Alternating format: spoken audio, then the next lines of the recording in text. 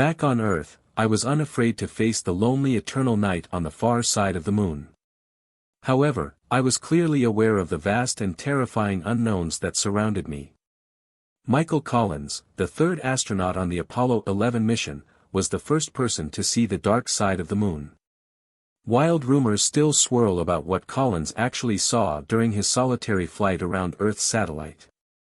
Collins himself has made remarkable claims about his findings, which many believe leave room for speculation. What did Collins really experience during the flight, and how did the astronaut cope with the lonely experience after the mission? We are shedding light on this topic and revealing all the facts right now. The historical significance of the Apollo 11 mission. The Apollo 11 mission marked an unforgettable moment in human history. When the Saturn V rocket lifted off on July 16, 1969, it was not only a technical masterpiece on its way to space, but also a symbol of human courage and exploration. Millions of people around the world cheered in front of their television screens when Neil Armstrong set foot on the moon right before his colleague Buzz Aldrin, declaring, "That's one small step for a man, one giant leap for mankind." That day, a new chapter in the field of space travel opened. And the success of the mission was also the result of a fierce competition between the United States and the Soviet Union during the Cold War. The two superpowers wanted to demonstrate their superiority in technology, science and space conquest. Therefore, the success of the American moon landing was not only a scientific victory but also an important geopolitical statement, helping to restore confidence in the United States. The Russians' sending of the first man into space, Yuri Gagarin, left a painful wound in the hearts of the people of this country. When the Americans first set foot on the moon, this shame was not forgotten. Armstrong and Aldrin stayed on the moon for only a few hours, collecting a total of 21.5 kilograms of lunar rocks and dust, revolutionizing our understanding of the moon and leaving behind such venerable objects as the Apollo 1 mission Earth Memorial Plaque, a plaque commemorating the visit of the first humans to the moon and, of course, the American flag. At the time, it was not only the impressions of the moon that were revolutionary, but also the views of our Earth from space and from the moon. Our world had become a beautiful blue dot floating in the dark of space. For all the heroics and milestones, as well as the gloating surrounding Armstrong and Aldrin, one aspect of the moon landing was somehow always forgotten.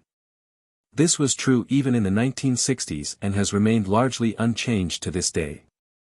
Michael Collins is the only astronaut known today only to some space fans as the forgotten astronaut. Michael Collins was the third Apollo 11 astronaut, however, who did not land on the moon but remained on the space shuttle and orbited the moon several times while Armstrong and Aldrin explored her moon. Even while Michael Collins, the forgotten astronaut Michael Collins, had an equally important task during the mission. His job was to control the command module that the three astronauts used to fly to the moon. During the moonwalk, the experienced pilot continued to fly the spacecraft into lunar orbit and waited for his two colleagues to return. Collins had to ensure that the Columbia module remained in a stable orbit and was ready to recover the lunar lander when it returned from the lunar surface. During his orbit around the moon, Collins passed over the far side of the moon, where he was cut off from Earth for approximately 48 minutes per orbit. During this time, Collins was the loneliest man in space, farther from Earth than any human had ever been before and completely alone. He later described these times as mostly quiet and peaceful, not lonely or isolated. One of the most important operations Collins had to perform was docking the lunar lander after Armstrong and Aldrin completed their historic lunar landing. A mistake could have had catastrophic consequences and could have left Armstrong and Aldrin stranded on the moon. But Collins performed the action with precision and skill. Although Collins never received the attention of his colleagues, he was proud of his role and understood the importance of his task to the success of the mission. On the other hand, the press presented Collins as an unsung hero in the history of spaceflight. The Apollo 11 astronauts, they were real heroes because they landed on the moon, but hardly anyone knew who Neil Armstrong, Buzz Aldrin and Michael Collins were in real life. Neil Armstrong grew up in a small town in Ohio. As a child, he was fascinated by the skies, and at the age of 16, he earned his pilot's license. Armstrong learned to fly before he learned to drive a car, and this passion naturally led him to the Navy. After serving as a naval aviator in the Korean War, he became a test pilot and flew some of the fastest and most dangerous aircraft in the world. After the war, he went straight to NASA and the space program, and with his calm and composed nature, he was the ideal candidate to command a flight to the moon. Compared to Armstrong, Buzz Aldrin was a more dynamic and charismatic man. Born in New Jersey to a military family, Aldrin seemed destined for heaven. He was not only a brilliant engineer but also a talented fighter pilot. During the moon landing, his mission was to guide the Eagle landing module safely to the surface of the moon. Michael Collins was born in Italy when his father was a military attaché in the Italian capital. After a childhood in Europe, Collins attended the United States Military Academy at West Point. The third man on the Apollo 11 mission first became a test pilot. Together, the three men formed a team that was a perfect blend of not only their professional excellence but also their unique life stories and personalities. However, after the moon landing, the paths of the three men diverged. Aldrin and Armstrong continued to appear together on television, while Collins became a ghost of the moon landing. Now interest in the man who first saw the dark side of the moon is resurgent, and for good reason. What did Michael Collins really see? The far side of the moon, the part that never faces Earth, has always captivated people's imaginations. When Michael Collins circled the moon alone, he was the first person to see this side of the moon.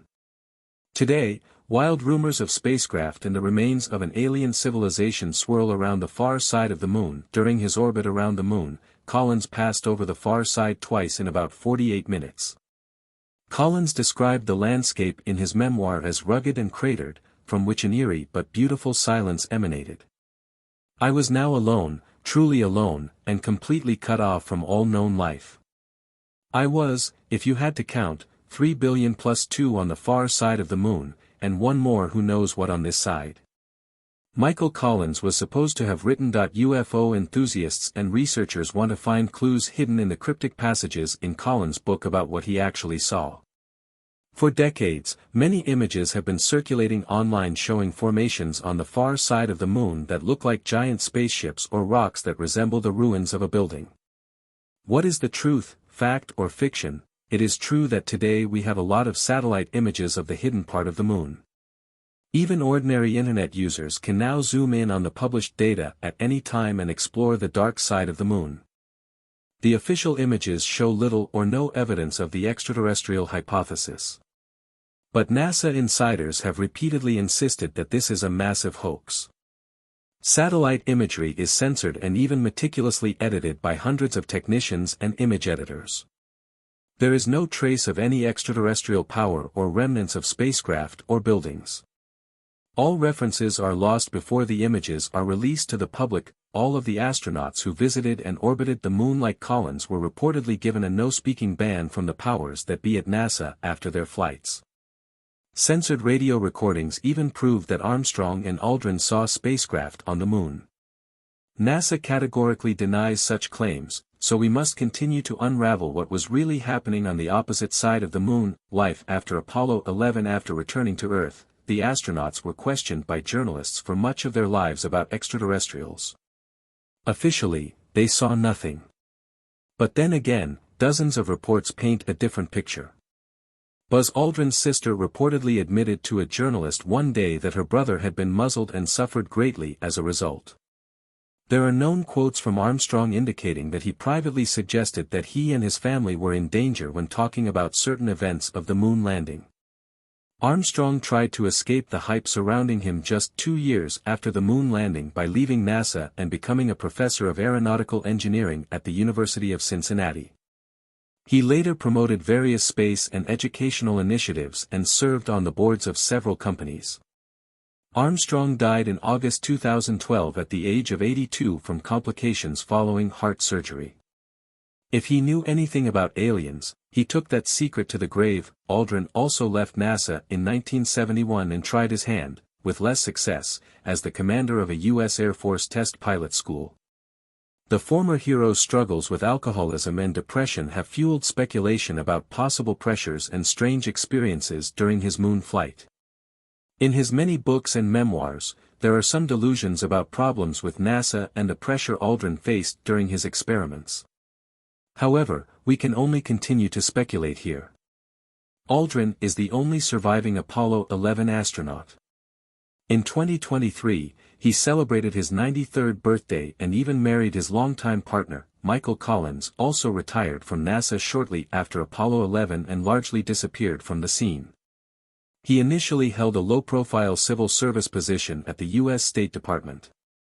He later became director of the National Air and Space Museum in Washington, D.C. His autobiography, Carrying the Fire, is considered one of the best astronaut memoirs because of its sensitive and insightful descriptions. Collins passed away in April 2021 at the age of 90. Men, 3 destinies, 1 mission, 3 men, 3 destinies, and 1 thing in common. Although Collins seemingly pulled the worst card of the mission, he was the first and one of the few to truly see the mystery of the dark side of the moon. But what do you think? Did Michael Collins really see the things he was forbidden to talk about all his life, or do you think all the hype about aliens on the moon is completely overblown? This mystery continues to capture people's imaginations, straddling the boundaries of science, discovery, and the unknown. While official documents and statements maintain a tight narrative, rumors about what may have been seen or experienced during those crucial 48 minutes on the far side of the moon have fueled endless speculation.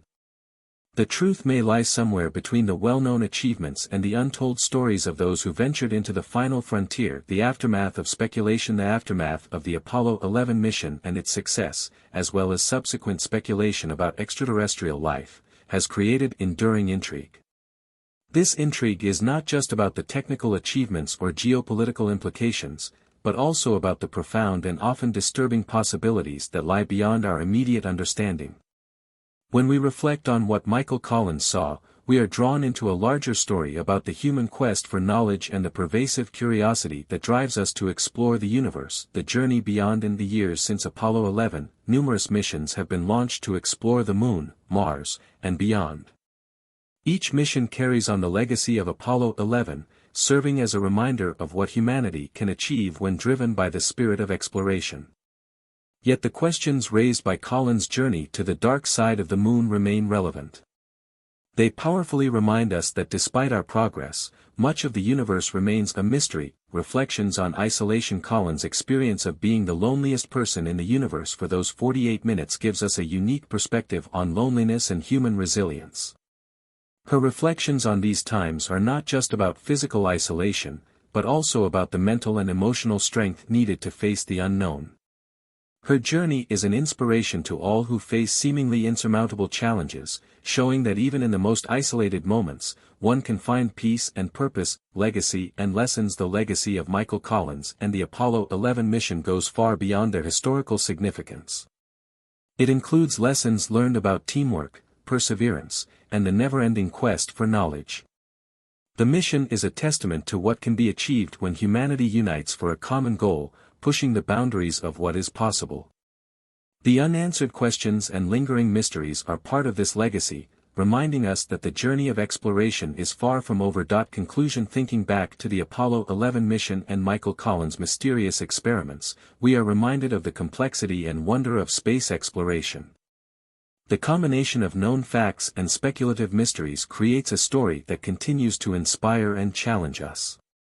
Whether Collins saw something extraordinary or simply marveled at the wild beauty of the moon and its dark side, his story remains an essential part of our shared journey to understand our place in the universe. The journey of discovery continues, and with each new mission, we get closer to uncovering truths that lie beyond our own world. The spirit of exploration that fueled Apollo 11 lives on, pushing us to reach for the stars and beyond, ever curious about the mysteries that await us in the vastness of space.